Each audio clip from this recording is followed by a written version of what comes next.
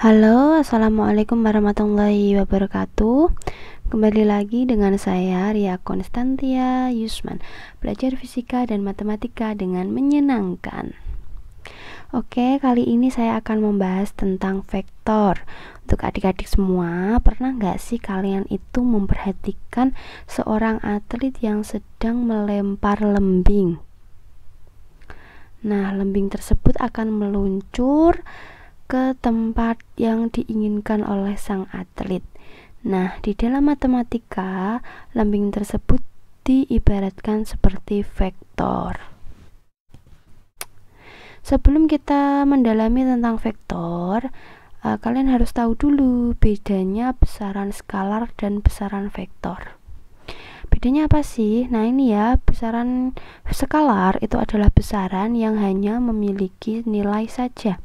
Contohnya jarak, waktu, suhu, massa, panjang, luas, volume, dan lain-lain. Sedangkan besaran vektor itu besaran yang memiliki nilai dan juga arah.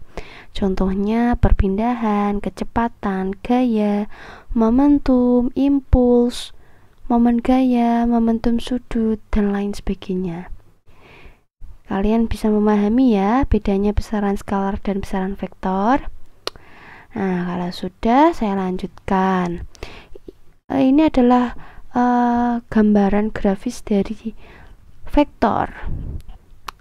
Kita gambarkan dengan sebuah anak panah, di mana panjang anak panah tersebut menunjukkan panjang atau nilainya, sedangkan anak panah ini itu menandakan arahnya.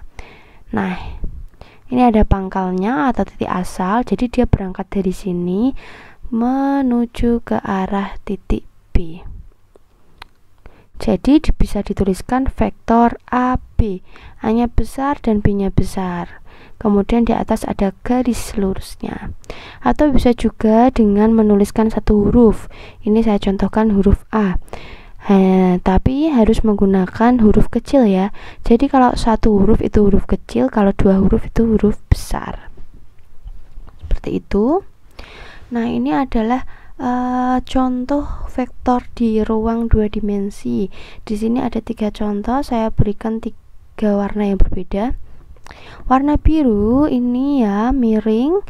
Kalau kita uraikan, uraikan ini, dia 5 ke kanan dan 3 ke atas. Kita bisa tuliskan misalkan vektor U ya, 5, 3. Ini penulisan secara vertikal. Ini juga untuk yang hijau. Kalau kita uraikan, dia 5 ke kiri dan 3 ke atas. Men 5, 3. Untuk yang ungu, dia 5 ke kiri dan 5 ke bawah, bukan 5 ke atas ya, 5 ke bawah. Lihat anak panahnya ini ya, jadi men 5, men 5. Nah, untuk penulisannya itu harus yang horizontal dulu yang ditulis ya, 5. Ini men 5, ini men 5 juga. Yang horizontal atau yang pada sumbu X dulu, baru nanti yang sumbu Y. Nah, bisa dipahami ya.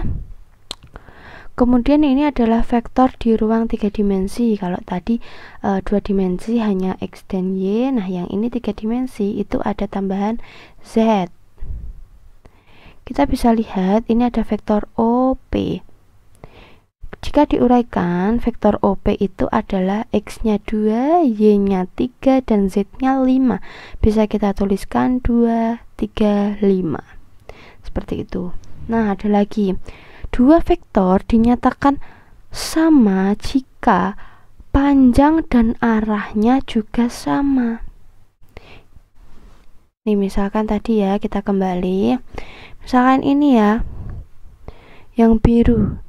Kita balik, anak panahnya tidak menuju ke atas tapi ke bawah. Apakah sama vektornya?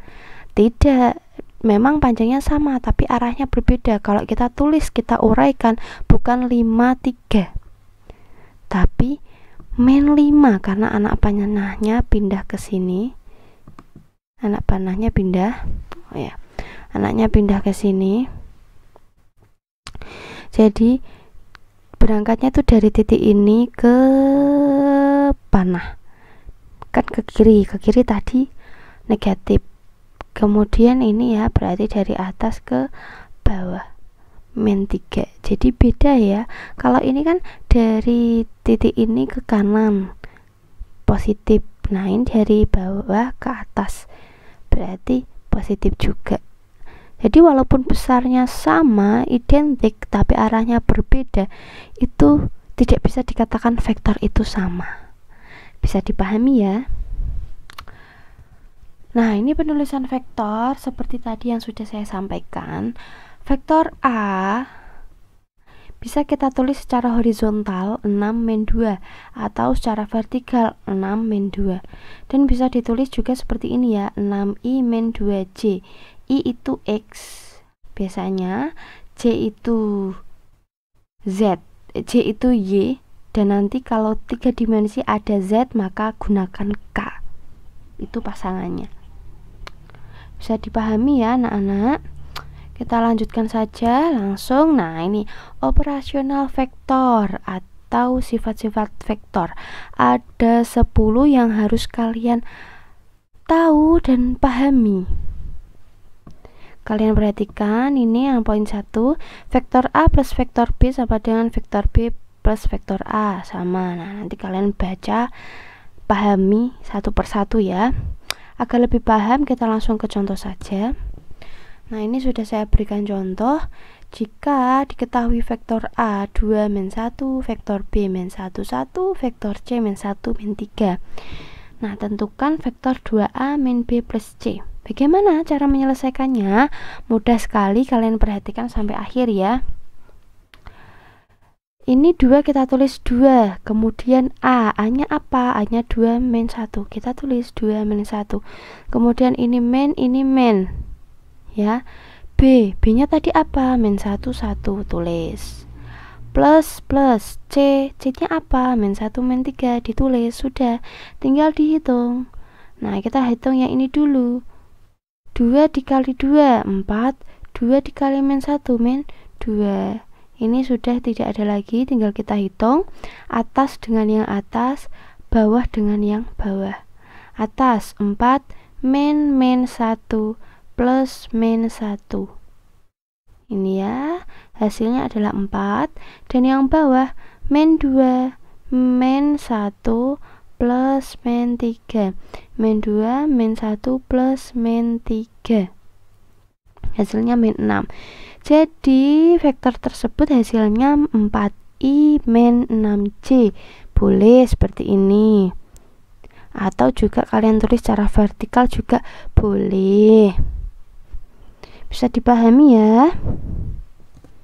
Nah, ini ada soal 36. Tapi tenang, saya tidak akan meminta kalian untuk mengerjakan semuanya. Yang kalian kerjakan hanyalah soal dengan nomor yang sesuai dengan nomor absen kalian.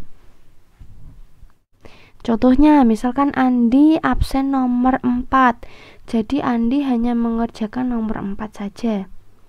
Ini sudah saya tuliskan A, B, C-nya. Bisa ya semuanya. Nah, saya rasa untuk pembahasan vektor kali ini sudah cukup.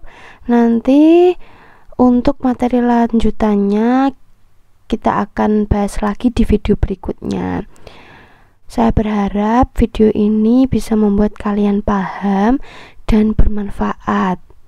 Saya akhiri. Wassalamualaikum warahmatullahi wabarakatuh.